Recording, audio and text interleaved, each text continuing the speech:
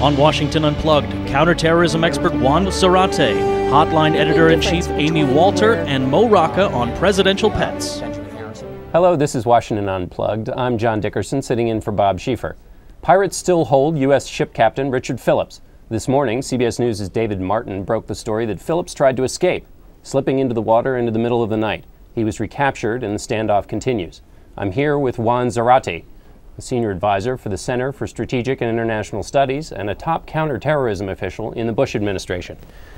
So the standoff continues. What does the U.S. do? It looks in some senses like we're just sitting and watching.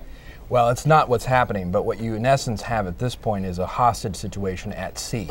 And it's difficult. What you have is an American citizen being held by what appears to be four Somali pirates, and the Navy and the FBI negotiators trying to find a way of negotiating a peaceful resolution of this. And who do we get on the phone? I mean, there are the guys in the boat, and then is there a headquarters? How does this work? Well, that's a very good question. I think that's probably something that not only the Department of Defense, the FBI, and the State Department are looking at, is how can you influence these folks? And obviously, it's directly communicating with them on the raft, but also seeing if there are folks on land, either part of the networks or as part of either the transitional federal government or other parts of the Somali apparatus that can actually influence this. Very hard, though. These guys are far out at sea, and this seems to be an isolated theater. And in these situations, we may negotiate, but unlike others who've basically just given in to the pirates, the U.S. government isn't going to give in this case. So how does that change the dynamic? Well, this is complicating because the pirates have, in essence, made a complicated decision by taking a U.S. vessel and having a U.S. citizen, precisely the reason that you said. The U.S. does not offer concessions to hostage takers or kidnappers. And so you are likely not going to see from the USS Bainbridge a satchel of money being passed. That said, the U.S. government does not get in the way of private citizens making arrangements. It can't be illegal and it can't cross certain lines, but if the shipping company were to want to pay a ransom, the U.S. government may not be in a position to actually stop that. Wouldn't stand in the way. What could the government do? There have been a whole rash of these pirate attacks recently. Is there anything the U.S. government or any other government can do to go after the pirates where they are, keep these from happening in the first place? And that's, I think, the million-dollar question, because the real problem is on land. And the problem is the lawlessness in Somalia, and frankly, these networks growing in power and influence. So you have a piracy culture actually emerging along the coastlines in the north and on the east coast of Somalia, where you have these networks flourishing. They've made a lot of money. And presumably they're putting that money into faster boats, better GPS, all the equipment they need to keep it going. And weaponry is available. That environment in the Gulf of Aden in the north, and then the Indian Ocean, now in this case and others, is a target-rich environment. And these pirates are learning how to pick off these vessels. Part of what the U.S. government has tried to do is to work with the commercial maritime industry to put in place defensive measures, because as we're seeing in this case, once the pirates have hold of a vessel or an individual, it becomes very difficult to resolve these. We've been working on a lot of on asymmetric threats since 9/11, the notion that a few people can do a lot of damage. Are a lot of those rules being put into play here, and does it still, in this case, show us where some of the weaknesses are in terms of our defense? I think absolutely, and I think one of the dangers of the piracy problem is not so much in the number of incidents, because if you look at the percentages are actually pretty low, which is part of the reason the commercial industry hasn't reacted more vigorously against it. But what you have are non-state actors, networks, actually flouting the international community. You have a flotilla of naval vessels from all over the world, literally, out there, and we're not able to stop it. And there's something problematic about that. I want to ask you a separate question, but also about these non-state actors. Director of CIA Leon Panetta announced that they're closing these so-called black prisons. There hasn't been anybody in them, but they're now shut. So what happens when we get a high-value target now in U.S. custody? Where does he go? It's a very good question. I can't get into classified discussions of that, and as we know from what President Bush said in September '06, there hasn't been anybody in those facilities since that decision to move the high-value detainees to Gitmo. Certain options have existed. Bagram, the Bagram facility in Afghanistan has been one, but you're still going to run into the same types of legal questions and problems and restrictions there as you have in Guantanamo. And so I think the new administration would likely look, in the case of bin Laden or Zawahiri, where there are actual indictments, where we have evidence, past crimes, the 98 embassy bombings, et cetera, they would likely probably look to standard courts. The problem there is if you need intelligence from these individuals based on ongoing threats, ongoing networks, ongoing plots, where do you put them and how do you get that information? That's a big question. Right.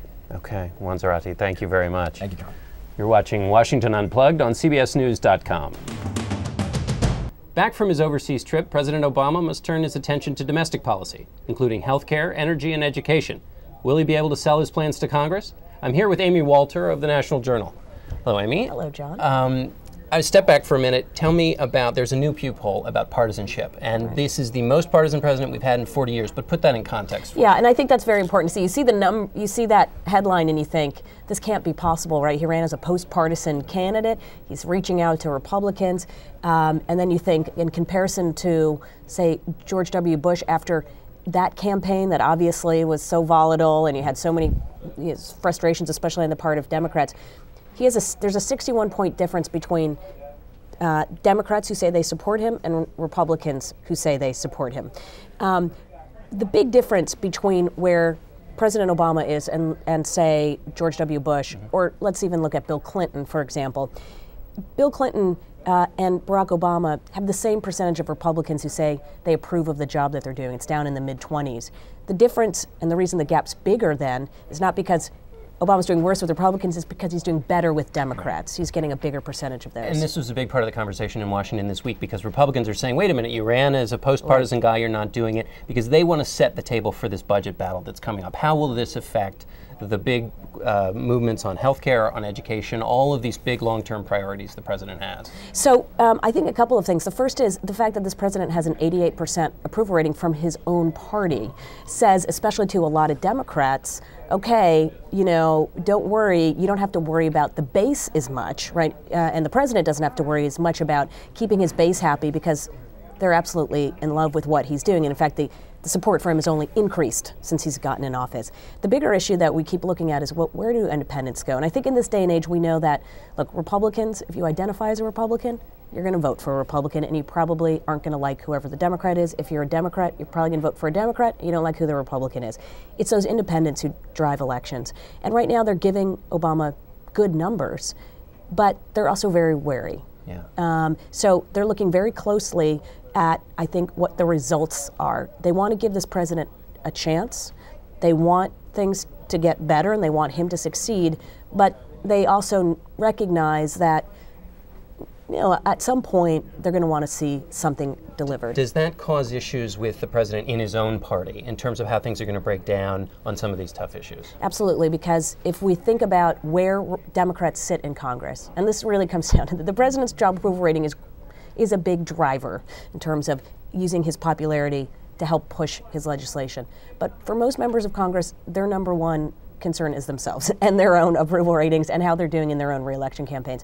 And many of these Democrats, 70 or more, sit in districts that McCain carried or Bush carried or both. So they aren't as worried about how he's doing with Democrats, they're worried about how he's doing in their own districts. And so on some of these issues that may sit very well for core Democratic voters, whether it's gun control or the environment, or even on some of these budget issues, they're not going to stick with the president. The question is, on the budget, for example, he lost 20 Democrats. How many more can he afford to lose? Because we know he can't get any Republicans. Right. So he'll have tough on his cap and trade program. That's going to be a problem for him. Republicans have pretty much bad news in a lot of these polls. The New York Times poll, they had their lowest approval rating in 25 years.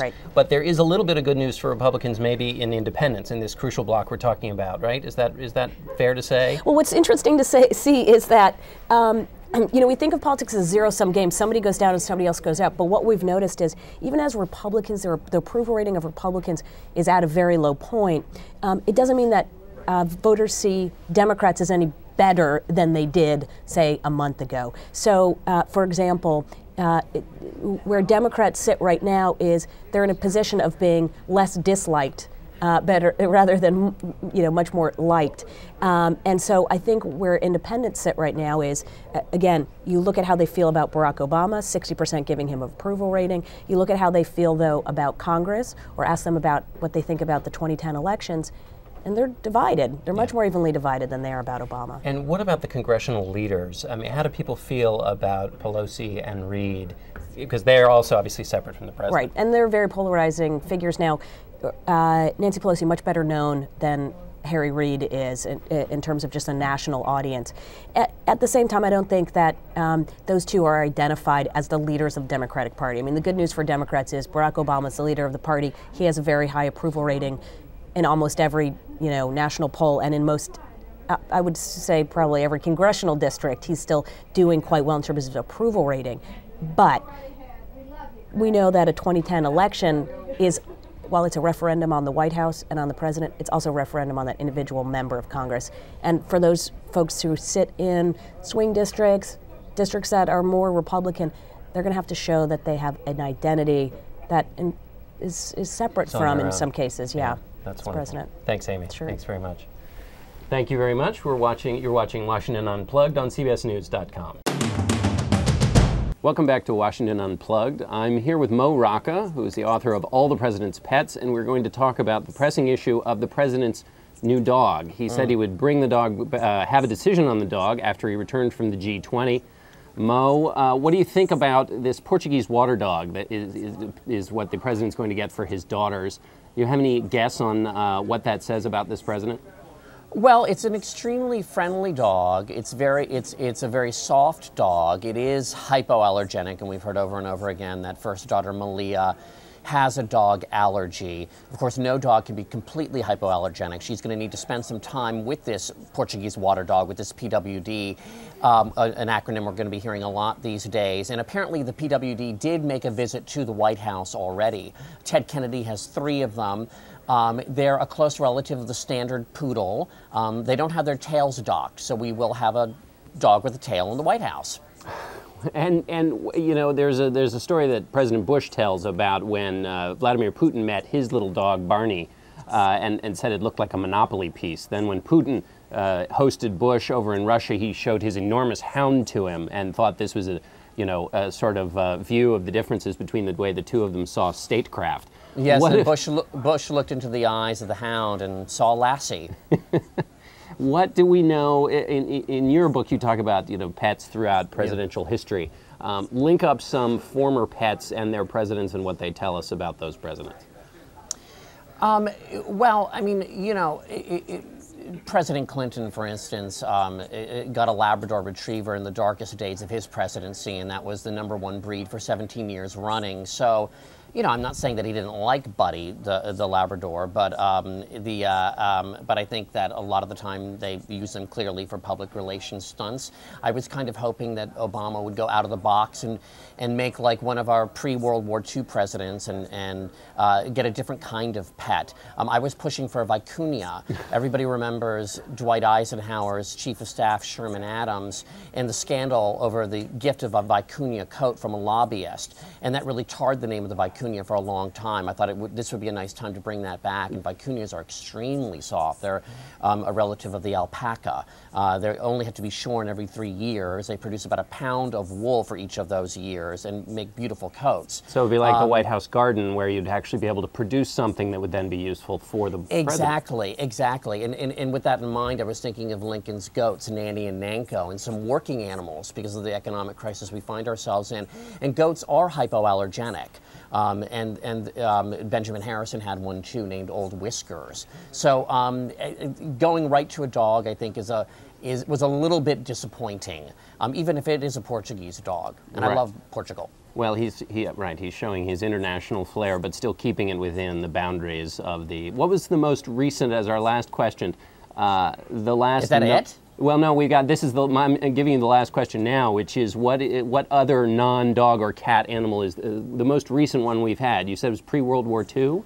It's pre-World War II. Well, Teddy Roosevelt had 36 pets in the White House. He had a one-legged rooster, he had an antelope, he had a zebra, he had a whole bunch of pigs and snakes. There were terrific pets there. Calvin Coolidge I think had a badger.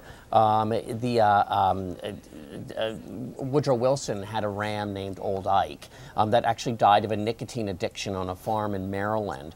And I thought that would have been a nice idea to sort of signal to Americans that indeed Obama has stopped smoking, that smoking is bad, and to have a healthy ram on the White House lawn.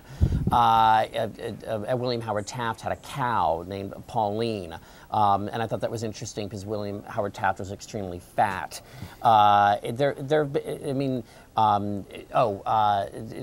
Lincoln, in addition to the goats, and a dog. By the way, Lincoln's dog is the first photographed presidential pet. It was a dog named Fido, a mutt, wonderful, lovely dog. And after Lincoln's death, a drunk from Springfield, Illinois, broke a bottle and stabbed the dog with it and killed it. So it's a horrible story. There's